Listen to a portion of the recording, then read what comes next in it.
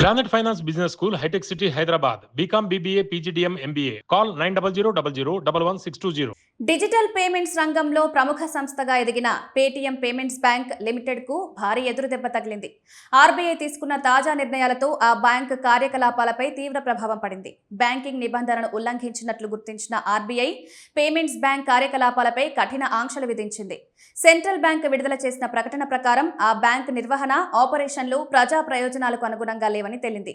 Payments bank licence కు సంబంధించిన కీలక షరతులను పాటించడంలో విఫలమైందని ఆర్బీఐ పేర్కొంది. ఈ నేపథ్యంలో కొత్త కస్టమర్లను చేర్చుకోవడంపై ఇప్పటికే అమల్లో ఉన్న నిషేధాన్ని కొనసాగిస్తూ మరిన్ని పరిమితులు విధించారు. ఇప్పటికే గతంలో కూడా ఆర్బీఐ ఈ బ్యాంకు పై పలు చర్యలు తీసుకుంది. ముఖ్యంగా 2022 మార్చి 11 నుంచి కొత్త కస్టమర్లను చేర్చుకోవడానికి నిలిపివేయడం, ఖాతాల్లో డిపాజిట్లు, వాలెట్ టాపప్లు వంటి సేవలపై పరిమితులు విధించడం జరిగింది. తాజా నిర్ణయాలతో ఈ ఆంక్షలు మరింత కఠినమయ్యాయి.